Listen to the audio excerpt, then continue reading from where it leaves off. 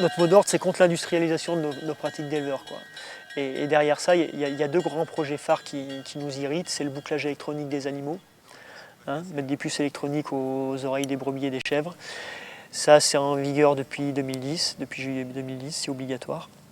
Et puis la deuxième chose, c'est la certification des mâles reproducteurs. C'est un projet de loi pour 2015 qui fait qu'on n'aurait plus la possibilité d'échanger librement, d'acheter des béliers ou des boucs chez les uns, chez les autres, qu'on serait obligé de passer dans des centres de certification.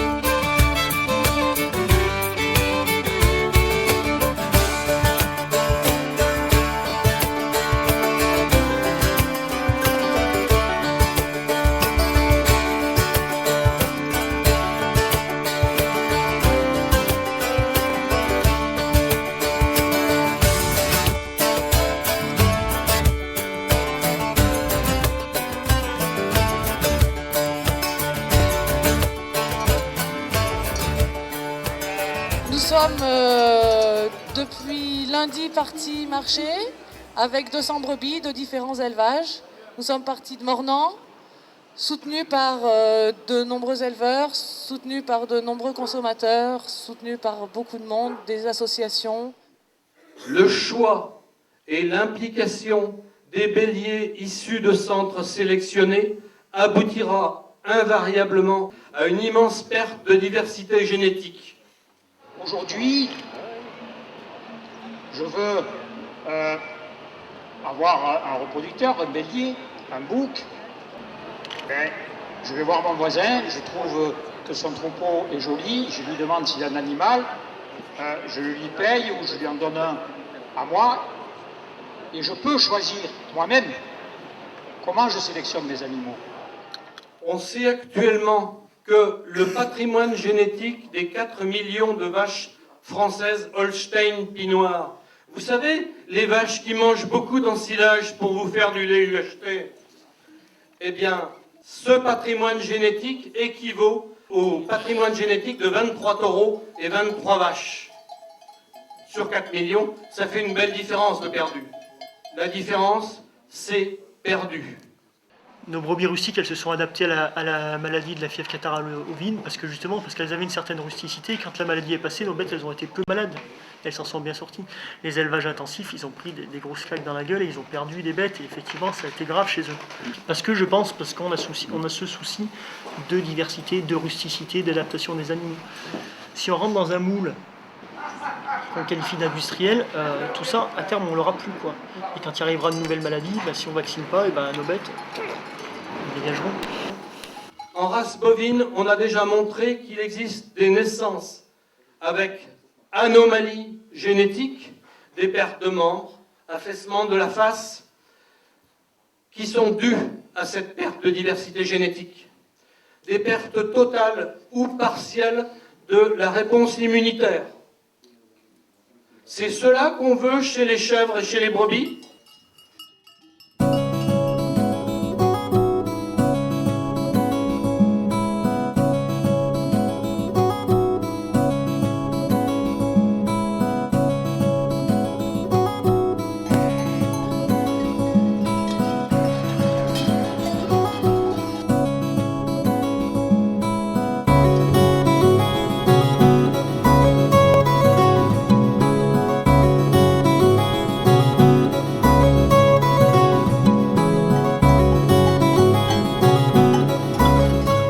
Quand on nous impose des choses qui se confrontent à notre éthique, on ne peut que réagir. Voilà. Nous, avoir de l'électronique, des puces électroniques en permanence sur la tête de nos brebis ou de nos chèvres, c'est plus du tout en lien avec le métier qu'on veut faire. Aujourd'hui, on nous a avancé un argumentaire en nous disant on va électroniser le cheptel pour améliorer la sécurité alimentaire et la traçabilité. Je prends cette boucle, je la mets à Delphine par exemple, elle s'appellera 10 001. Je coupe la boucle, je lui en mets une autre, elle s'appellera 10 022. Donc la traçabilité via une boucle plastique, qu'elle soit électronique ou non, ça change strictement rien. Vous maîtrisez parfaitement bien les mouvements de vos animaux.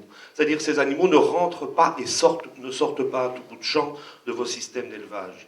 Ils sont dans des calendriers d'élevage, dans des calendriers de pâturage qui ont une logique, qui en général se reproduisent à peu de choses près d'une année à l'autre, qui sont pensés par vous et qui ont leur rationalité qu'il faut garder.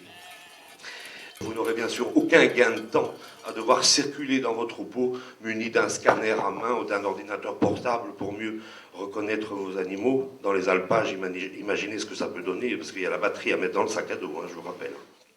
À la rigueur, si des mecs veulent mettre des boucles électroniques sur leur troupeau pour gérer leurs bêtes, et ben, qu'ils y aillent.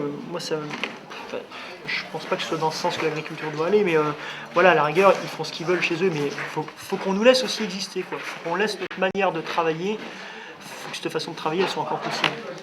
Vous n'êtes pas des clandestins, ni cherchez à le devenir, qui seraient cachés dans des montagnes avec des animaux d'origine inconnue.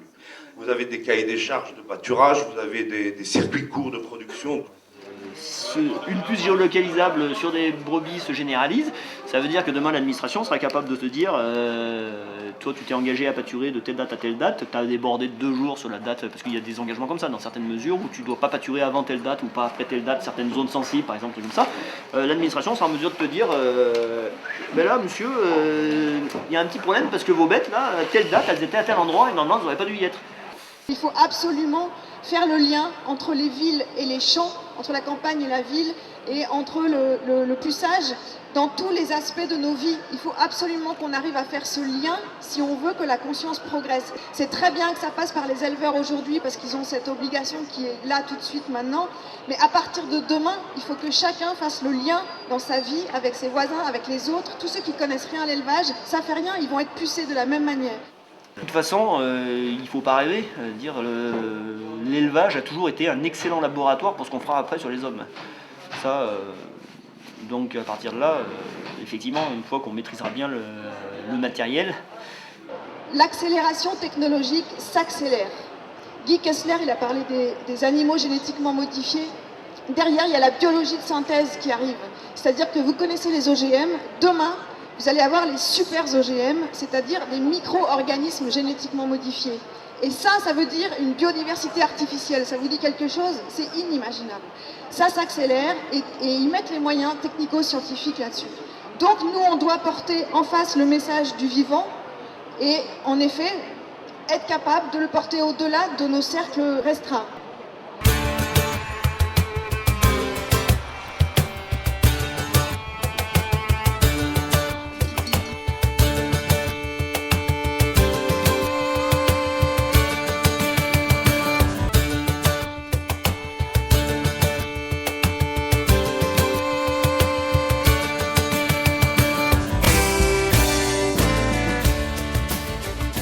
Là où vraiment je rejoins les organisateurs de cette transhumance festive, c'est quand on commence, sous prétexte de crise sanitaire, quand on commence à tout mélanger, à tout confondre.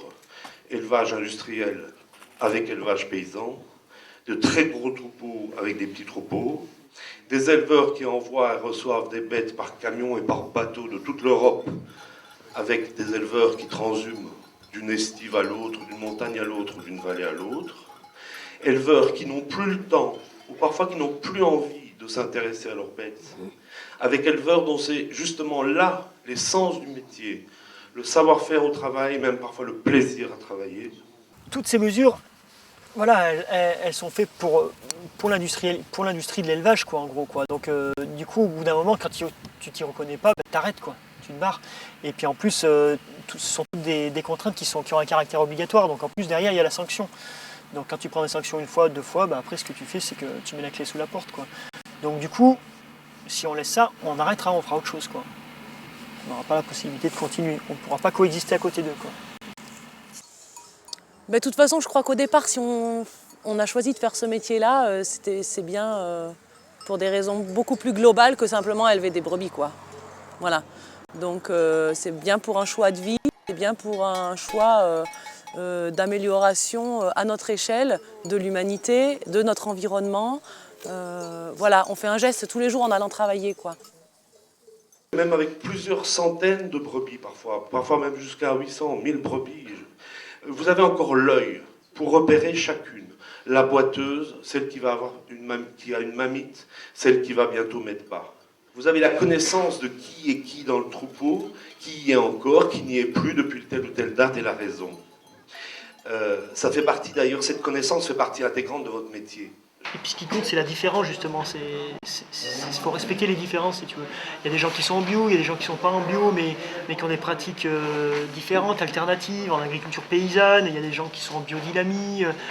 On n'a jamais réussi à définir comment on s'appelait. De toute façon, à chaque fois qu'on cherche un mot pour expliquer le collectif d'éleveurs de quoi, ben, on n'y arrive jamais, parce qu'en fait, justement, c'est cette diversité qui est importante, quoi.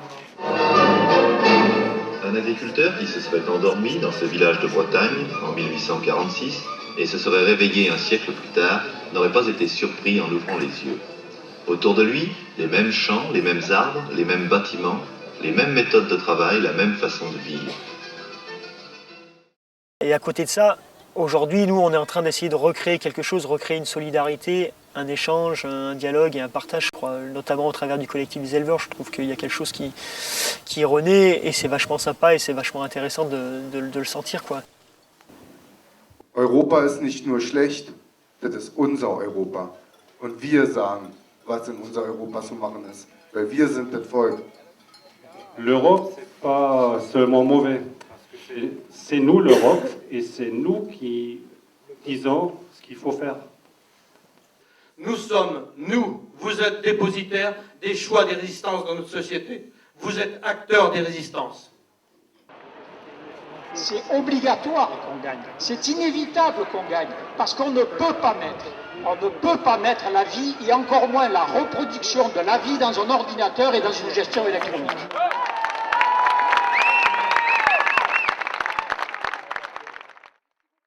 L'idée de ce transhumance, c'était une réunion du collectif cet automne. Dans l'assistance, il y a 3 ou 4 collègues là. J'ai vu leurs yeux s'éclairer quand j'ai parlé de ça. Puis du coup, l'idée elle est partie. Et puis après, on s'est mis à 7, 8, 10 personnes plus motivées pour bosser là-dessus. Et puis voilà, ça fait 3 mois qu'on y bosse dessus. Et aujourd'hui, on y est, quoi.